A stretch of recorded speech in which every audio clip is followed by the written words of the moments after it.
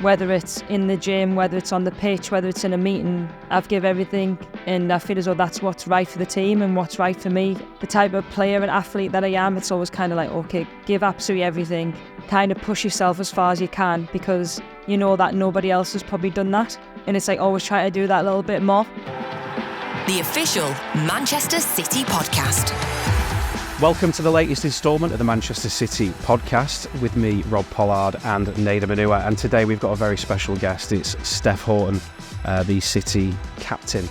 Nedum, you're friends with Steph. Yes. Somebody you know very well. You Yes. must be looking forward to this episode. Yeah, absolutely. The captain of the football club, and think of all the success they've had across the years and the growth that they've had across the years as well. If there's ever going to be somebody that can tell that story and also sort of speak of their significance to the club and to English football, I think that's Steph, so this will be really good. Yeah, the development of the women's game, but particularly Manchester City women over the last few years has been incredible, and she's been at the heart of it, so very much looking forward to getting inside that story. Here it is, without further ado, our conversation with Steph Houghton. It will be Steph Houghton, it will be 4-0. It's another spectacular Manchester City goal.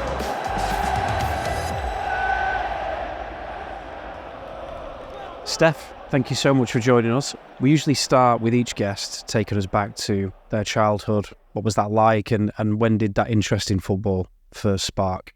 So for me, it was probably like when I was around 4 or 5, and I can just remember playing in the streets with my mates, playing in the yard with my dad, and like just being ultra competitive basically. I think that's when I'm just so competitive anyway, but I think when you're playing with the older kids and the fact that I was a girl playing with the lads, I always wanted to kind of make sure that I was meant to be there, and I think that was probably apparent when I went to primary school as well. And coming from the northeast, they're absolutely football mad, so I think there was always going to be one sport that I was going to play, which was football. And to be able to grow up in the northeast and play football and be around them types of people probably really helped with my career, because they really supported what I wanted to do. But ever since then, all I wanted to do was play footy, yeah. When did things start to get serious for you? Probably when I got scouted for Sunderland, to be honest. I went to like a holiday camp, so my mum just basically wanted us out of the house for 2 days, so I got sent to a Sunderland Like it is, yeah. holiday camp with my mates. Yeah. It's actually true. I was like, she's like, I can't have you in the house, you need to go and do some football or whatever. And a Sunderland scout was like, do you fancy going and training with the women's team? And at the time, there was literally just the women's team. There was no academy like there is now. And my dad was like, well, what do you want to do? And bear in mind, I'm only like 9 and 10, and you're going to play with people that are like a lot older than you. He's like, well, just go and see, and if you like it kind of thing. And then that's when the introduction of academies came in. And I think once you get a taste of that and playing for a team that you supported when you were younger, I think it's kind of like, right, okay, I 100% want to do this. What was the setup like at Sunderland in that time? Presumably the game's changed a lot. There's a lot in the laugh there. There's a lot yeah. in the laugh there, yeah. You know, when you do these sorts of things and you talk about it and stuff, I'm like, oh my God, like the journey that we've been on's been pretty cool. And basically we train twice a week. We train from like maybe 7 till 9 on a pitch with no floodlights. So you're getting there as quick as you possibly can to make sure that you're trying to get as much daylight as possible to be able to train. And obviously a lot of the girls used to drive to train, and my dad used to drop me off. The girls used to put the headlights on the car onto the pitch so that we could have an extra 20 minutes of football. You have to pay to play because we weren't funded. There was no investment in the game, and you're getting hand-me-down kits from the kit man at Sunderland with coach's kit. And I always remember just absolutely like wearing this jumper absolutely every single day and absolutely loving it, because all you want to do is wear the Sunderland badge or wear the jumper. And yeah, it's massively changed in terms of the training, the facilities, nutrition. There's just so much more things that are accessible for players now. But to be honest, I wouldn't change it for the world, because I think it kind of brings you back down to earth, and you have that humility about you that you know where you've come from to get to this point now. Interestingly, when everything sounds that bad, you sound like you enjoyed it more than, say, when everything was basically on a platter for you. Mm-hmm. Do you think across the years people still have that sort of love for the game at those sorts of young ages, or is it different now, do you think?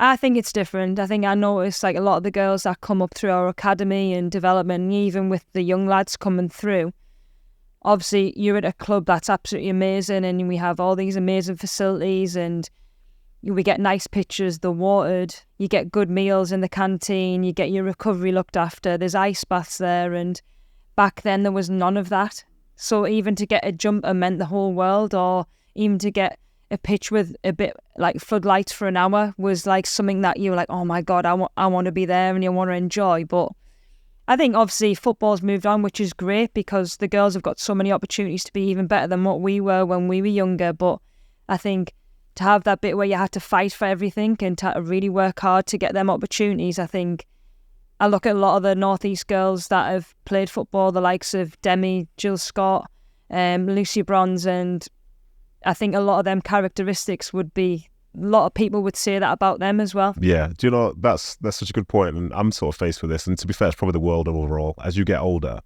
you look at today and it's different to what it was from back when you were, and if you think you're like a normal person or a good person, it's like, well, you're grounded in a different way. But I would not wish for today's academies to be anything like what you went through. No. Even though it creates good people.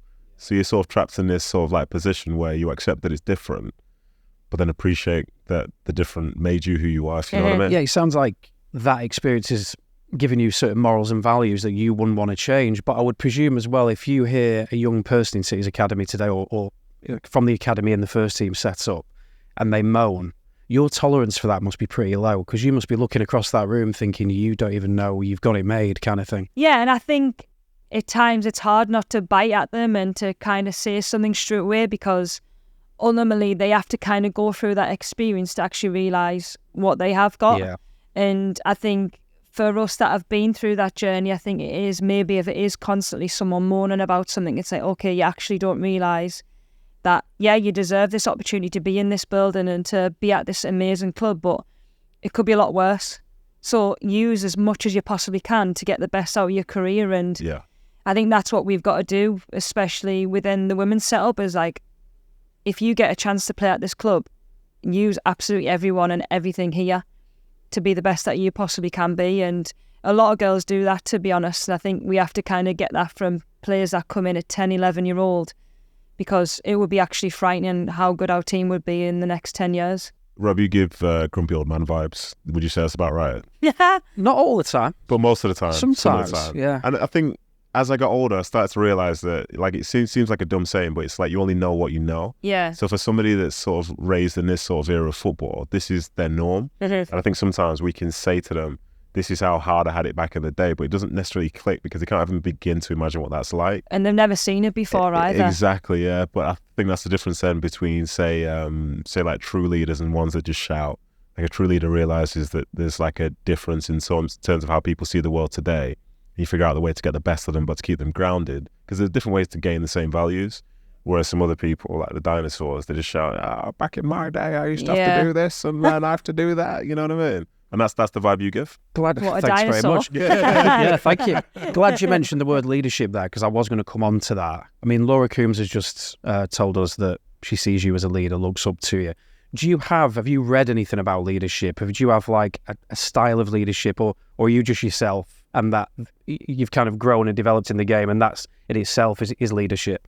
I think in terms of like leaders, when I was growing up and stuff, like I used to look up to the likes of Beckham when he was England captain, Steven Gerrard, because of how he kind of always kind of grabbed the game by the scruff of the neck and kind of just led the team and pushed them through hard moments. And obviously given the captaincy here when I was quite young and England captaincy as well. So I would say probably my first 6 months in them types of roles, I probably tried to be someone I was not, and I tried to be everybody's mate and I tried to please everybody. And I think you quickly find out that it affects you more than it does other people. And for me, people go, was that your hardest part of your career? And I'm like, well, yeah, it was hard, but it was probably my best because I actually learned so much about myself and I'd learned the leader I wanted to be. And regardless if I have the armband or not, I always want to lead by example. I always want to show that I'm passionate. I wear my heart on my sleeve, and especially playing for a club like this, it means the world to us to do that. And I know how fortunate I am to do that and to lead the club. But I think over the years, you do learn a lot about yourself and you learn a lot about people. I think for me, it's about realising the characters you've got in the changing room, the staff around you, and using their strengths and weaknesses. And I am quite vocal and I like to communicate a lot, mainly because it keeps me switched on, and because of the position that I play, and I've got a chance to be able to do that. But it's a role I absolutely love, to be honest, and I think when you enjoy a role like that, it makes it a little bit easier. But when I'm here, it comes quite naturally, and I think that's because of the experience I've had. So you mentioned Gerrard, you mentioned Beckham. Was there anyone in the women's game that you sort of see from that perspective, or is it mostly just the men? Fair White, I think, Okay. in terms of when I first moved into England senior squad, so I was like 16 then, she was the first person to kind of put her arm around us and be like, if you need anything, you know I'm here. Whether it's when you're back in the room, just drop us a message. We can go out for like a walk, but mainly just go and enjoy yourself. And like them little things, like they really settle you into an environment, and knowing that someone's kind of got your back and they realise that it's going to be a different journey for you from the beginning, and she's so experienced. And them moments, it's not just Faye as a captain, but there was other leaders like Rachel Yankee, Kelly Smith. They all led in different ways, and you have to learn off them players because they're absolute legends of the game. And I missed out someone important, actually, Vincent Kompany. Like, especially being in and around this environment and being in a club, like, for me, he's the ultimate captain. He's just someone that has got absolutely everything in terms of his communication style, his ability to, when the games get tough, he kind of rolls up his sleeves and digs in for the lads and stuff.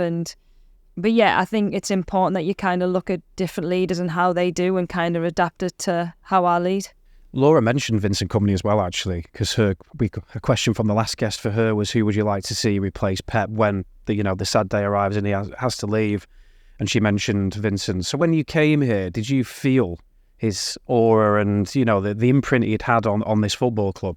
Yeah, I think I'm guessing it's not just him. I think there's obviously a lot of experienced players around him and stuff, but I think obviously watch the documentaries, and every time I met him, he just had an aura about him, and he just spoke so much sense in terms of football, and he was always wanted to be involved in our setup and come to the games. I'm sure his daughter was mascot for a game, so that was quite nice. But I think you can tell his imprint on the club, not just when he was here, but now as well. People have so many good memories about him, and the fact that people are talking about him to be potentially succeeding Pep is probably the ultimate honour, really, to be honest, after Pep. But yeah, I think just the way that he absolutely loved football and the way he wanted to always get better as well. How do you two know each other? Because you seem very familiar there, Don't. and I wasn't sure. I was my first time meeting her, yeah. I was not aware. Yeah, so nice to meet you. how did that happen? It was online, I think. I'm not sure if it was when you were at Arsenal or earlier, but there was a link because I was at Sunderland, I think. Yeah, because she's a big fan. So I think when I was at Sunderland, she probably got a shirt with my name and number on the back. Right, yeah, okay. So that's about right. Is that the way it happened? Yeah. Was it? And I was trying to think about this beforehand. If it's going back then, are we talking like MySpace? We're thinking Instagram. Was it MySpace there? It might have just been Instagram, to be honest. But I remember seeing you at the Emirates when Sunderland played Arsenal and we were there. Do you know what? I don't think it's Instagram. No, God, MySpace. I hope my MySpace account's not open still. Friends basically was like God. Tom. Everyone's friends with Tom, and I was friends with Steph. That's the way it works, yeah. Simple. Tom was a legend, yeah. He had time for everybody, didn't he, Tom? The main man. Can I say something, by the way? When you mentioned leaders and Vincent Kompany specifically, like, Vinny's a good friend of mine, so clearly I'm biased, you know what I mean? With everything I'm going to say. I'm not going to say there's a single negative because he's not. He's a perfect human being. He should be managed the football club in the future, whatever. But he says a lot of stuff, but he backs it 100%. And if he says he wants to be involved in a women's team, he wants to be involved in a women's team. If he says he wants to try and help you and speak to you and make you better, he means it. But I've had other captains and leaders who say it because they think they have to, but they don't follow necessarily it through. Back it up. Yeah. That's why when you speak about him, like, everything he said he was going to do, he did. Even whether, can I tell a story? Please do. Yeah, go on. Okay, so bear with me, guys. So it was a pre-season game. It was against Inter Milan in America. And this is after Inter Milan had just won the Champions League, And I think it was when City it was the first tour to America, so it wasn't like City. It's like, oh, you guys are so cute. You made it over here to this tour. Nice. Yeah, you guys are great. And Inter Milan were like killing City. I was on the bench, and it's like Coutinho was playing a 16-year-old, all this stuff. They were killing City. And whenever things were going wrong for Vinny on the field as a collective, he'd try and fight his way through it, literally, not just metaphorically. So Samuel Eto'o, I think it was getting kicked quite heavily by Vinny in the first half, heavily. So I think at half-time, Eto spoke to the Torre brothers to try and say, just could you get Vinny to calm down a little bit? You know what I mean? It's a bit too much, so on and so forth. And Vinny said, no, and tell him that if he complains, every time he complains, I'll kick him again. Yeah. So what do you think that 45 minutes was like in the second half? It was exactly the same. In fact, I'd say more violent. Yeah. So he is a man of his word, and that seems like nothing. But it's a preseason game, and that kind of shows me like this guy's all in with everything. Yeah, he's that guy. I feel for Samuel Eto'o with that story, if I'm being All honest. he needs to do is stop complaining. Yeah. So whose fault is it really? Oh no, did he come off? Yes, Eto'o had to come off. You know what I mean? Like, but that's Vinny. He's like committed with everything. When he's on the field, that game is everything to him. His teammates are everything to him. Whether it's training, playing in matches, playing a card game, like. That's who he is. He's obsessed. He's obsessed with just like winning, getting better, and doing it as a collective. So, as I say, I'm biased. I love the guy. He's got a massive legacy here. Mm-hmm. Statue. He's got a statue Yeah, here exactly. which says everything. You've obviously had a massive impact on the women's game in Manchester City. Are you aware of kind of your legacy, or are you still very much in career mode and not doing this thing again? You're doing this thing again. Every time someone comes on, he talks about their life have to look after forward. football. But like, she's still playing football. We've got a lot to, Trying to. Yeah, like what is this? She literally just going on the weekend and you're talking about like legacies. I know, but it's important to be aware of, and I think you must be aware. There's an impact, and every player we ever ask about leadership, you're always mentioned. You must be aware of that impact you've had. Yeah, I think when I do like podcasts and I'm on TV and we speak about the club, and you think back, I've been here 10 years, so it's obviously been a long time, and we've done a lot of things and a lot of good things, and we've achieved a lot as a team. And to be part of that, and like one of the main parts of that is actually really special. But I think the type of person and player I am, it's more about like, okay, next game, how do I get better over the next 3 games? Like, how do I kind of impact my team as much as I possibly can? But I think in them moments you try and think about what you can do after, but I don't want it to stress us out so much that I don't enjoy being present in this moment. And I think everybody just keeps going, play as long as you possibly can and stay fit as long as you possibly can. And I think that is my focus at the moment, is just doing as much as I can for the club, doing as much as I can for me to keep playing the best football, and kind of do the things like City TV away from here, just to kind of keep on with my punditry work, and hopefully that'll be something that I could do in the future. How do you feel with your form and fitness and everything else? Yeah, I feel really good at the moment. I'm really enjoying my football. I feel as though I needed a run of games just to kind of get my rhythm back. And obviously sometimes you feel the pressure of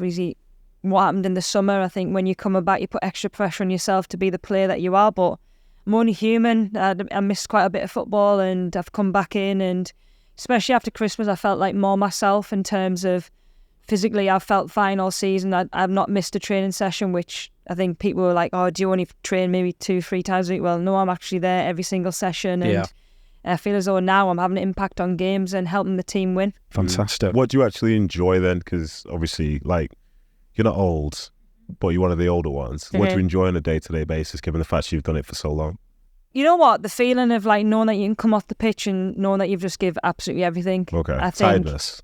You like feeling tired? Yeah, I feel as though like I'd like to know I've worked hard. Okay. I know it's a bit of a weird thing, but I think you talk about Vinny and he gives absolutely everything. I'd like to think that no matter whether it's in the gym, whether it's on the pitch, whether it's in a meeting, I've give everything, and I feel as though that's what's right for the team and what's right for me on a personal level. And the type of player and athlete that I am, it's always kind of like, okay, give absolutely everything. Yeah.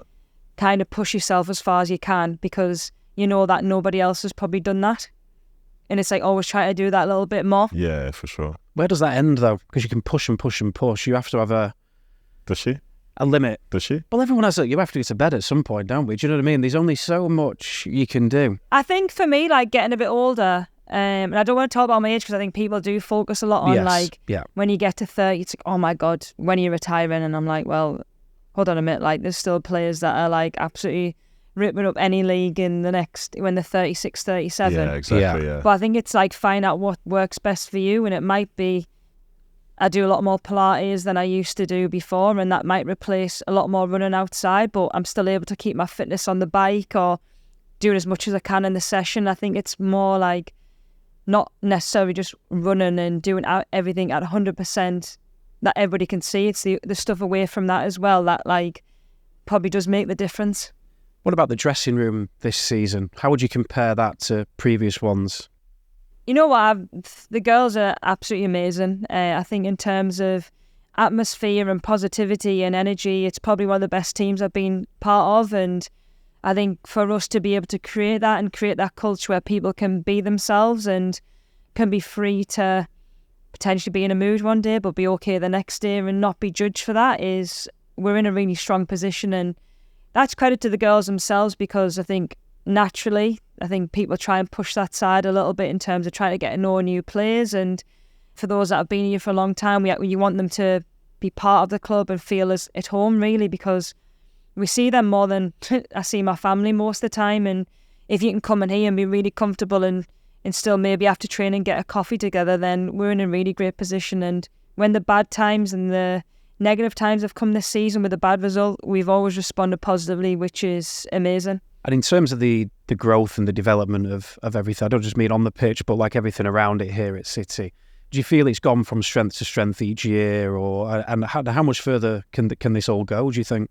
Yeah, every year it seems to be something new. I think this year was more coverage on the TV, whether that was with Sky or BBC. There's games on every single weekend, which is something maybe 3 or 4 years ago we were dying just to get one game in a week, no matter what channel it was on. And obviously now we're getting bigger crowds, which I think with TV sometimes the crowds then suffer, but I feel as though we're getting constant crowds coming in. We're playing a bigger stadium, so to play the Etihad this season was amazing. Other teams are playing at their men's grounds as well, but I think overall commercially people are seeing the girls as athletes and superstars, which is great. And the game can go where it wants to go, and for me it's just making sure that you don't have 4 or 5 clubs that are really leading the way in this country. I think it has to be spread. The 12, 13, 14, even the Championship needs to get up to the level, so when they do make the transition into WSL, it's easier. Do you know, you mentioned how you play in bigger stadiums and more games on TV and the like. Do you think you're at a point yet where every player in the league is excited by that, or there's still some that may be a bit nervous because it's such a sort of big stage for them to perform on? It's definitely becoming more the norm. I can remember we played Man United in 2019 at the Etihad, and there was a lot of girls that had never played in a big stadium. They'd only played in the Academy Stadium, and I can remember the nerves in training the day before, and I'm like, this just wouldn't happen just because it's United. It's because of the occasion and the fact that we'd sold a lot of tickets and all your friends and family are coming and they're coming to watch you play. But now I think a lot more girls get excited by playing in front of these big crowds and playing under pressure, and there's an expectation for us as a club to be playing the best brand of football, and we need to kind of like that challenge and like embrace it a little bit. And I feel as though we are doing that because the girls are going internationally and playing at these big stadiums all the time, and whether that's for England or different countries, people are pushing the barrier in that sense. Here's a question that was asked by Laura, who was our last podcast guest. She said, what positives came from the biggest negative situation in your career? So what was, a really difficult thing that you had to encounter, but what positives came out of that? I think injuries are always one. I think that obviously the tough moments, and I've had big injuries, like I've done my ACL, I broke my leg 2 days before a World Cup, and for a young player to kind of go through that, obviously all you want to do is play football, and you don't know anything else different than play football. But I think it's okay to be like vulnerable in them first few days and to kind of get your head around an injury. But I think for me, my mindset when these setbacks happen is like, okay, like how can I get even better? What can I work on now that I've not had a chance to work on when I'm on the pitch every single day? And in them moments, and with my recent Achilles injury, is like, okay, like I know that I'm going to be fitter than anyone. I know that I'm going to be stronger than anyone. And to have that mentality to constantly keep going, because I could have easily quit. I was at a stage in my career where I was like, okay, I've won a lot of things with Man City, I've won a lot of things with clubs, I've represented my country, I've captained my country, but there's always a push to be better and a push to help. And I think for me, I learned a lot about myself in them moments, but I think always trying to go, okay, what positives can I get out of it? And for me, it was like, okay, my fitness. I become stronger mentally for it, because I could easily just stop. but I'm not going to. So you say that then. So when somebody wants to push themselves the way that you do, why would you ever stop?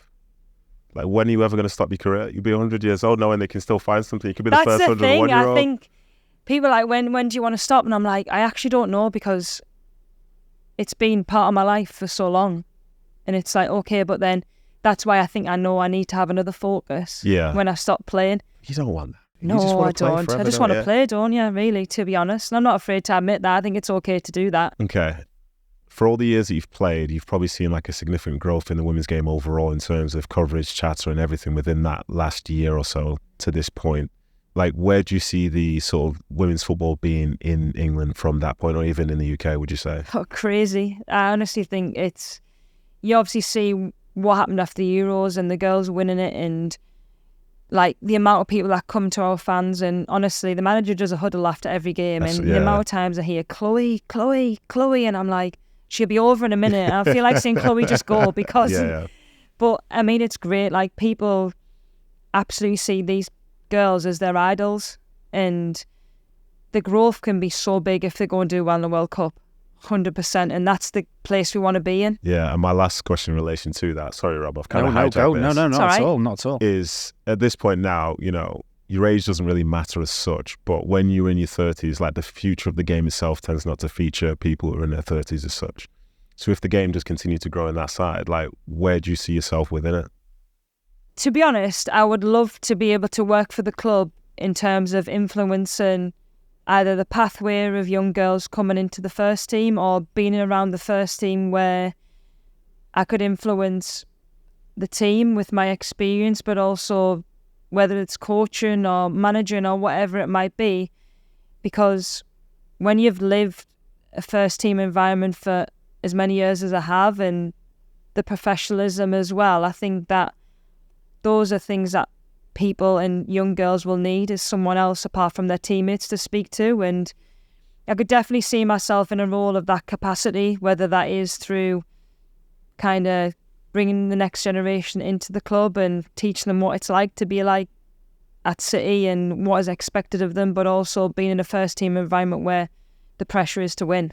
With your experience, it would be crazy not to harness that, surely. You just mentioned the word idols there. These girls have, young girls who are watching women's football now have idols. When we asked you before about who you looked up to, they were both male players until we pushed you a bit further. That's going to make a big difference to this game, isn't it? The fact that these young girls who are coming to these games now, they actually can visualise what it looks like for them to be in that position. What do you think the legacy and impact of that is going to be? I think it's kind of what Nedum touched on before. If you've you've not experienced it, you don't know it, do you? And I think these girls now can see female athletes and female role models doing what they want to do. And if that means coming to watch us at the Academy Stadium or watch us live on telly, they want to be at Lauren Hemp, or they want to be a Chloe Kelly, they want to be a Bunny Shaw. And for me, that's an amazing feeling, like, as a player, that people are wanting to either be you or go on the career that you've had. And I think that's why, as a professional footballer, you've got to enjoy it as much as you possibly can, and be the best person that you can, because you actually don't know who's watching or who's wanting to be you. And it's amazing for young girls and boys that they can look up to those type of athletes in the near future. We've got a few questions that we ask every guest, so we want to give you the opportunity to answer those. The first one, this is always the most difficult actually for the guest to answer for some reason, but if you could change one rule in football, what would it be? Mine would be, as a defender, when it's so clear it's offside, but yet we play the whole part of the next phase, and then you've done a massive sprint back and it's so clear it's offside, but we play for the next 5 minutes and it's like, all right, okay, it's offside. Well, I don't think it's just as a defender, because as a spectator, it's really annoying as well. Okay, we'll agree on that one there. Can we change that rule? Yeah. I think, that one is annoying. And they also, when we play that phase, what if a player gets injured? So I've got to pull up I was going to stay silent. Tell me 5 cases where someone's gotten injured. You've got years now. You've got years of to say it. Not yet. Name me 5 times. No, but they're letting play continue when he's clearly offside. That's not what I would say, and I understand your points, totally get it. You need to back that. I totally get it. Is the fact that if, say, Steph would never do this. But if someone was stepping up and someone was trying to step through on goal, in the space of a second, there can be a 20 metre gap between them, so it can look very much offside. So there are times when it's the right decision. That's a consideration. No, but like proper obvious ones. The really obvious ones I've got no issue with, but there are some where, like, in the end, because basically what I'm trying to say is my team scored a goal or something like that before, so as a consequence, I see the value in it. Okay. You know well, I'm glad you said it, because it's... Well, if you've had a positive experience, that's all right then. Yeah, there you go. It's all Mine's about me. been negative. This is my podcast. Yeah. There's been a lot of the Etihad this year where I just look at it and think, what are we doing? But anyway, Stop I think that's moaning, I'm grumpy glad. old man. I'm really glad that's shouting been at the mentioned. clouds yet again. The second one we always ask is, what's the last thing kind of outside of football that you binged, like a Netflix series, a podcast series, something like that? Have you got anything that you've...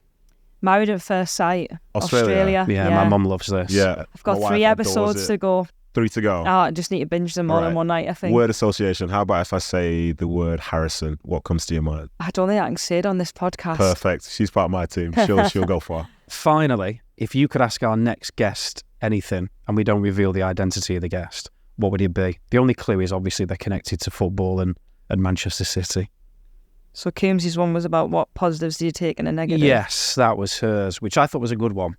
Well, you've said everyone's a good one. They'll try and Owen Hargreaves was a good one. I enjoyed his. So you're saying the other ones were good? Some of the others I said. Why would it all? I was just being polite. I need inspired. What did Owen Hargreaves ask? He spoke about a moment in his career when he went past 2 players on a Champions League night, and a penny dropped inside where he thought, I'm good enough to be at the top of the game. And he asked if there was a particular moment for them.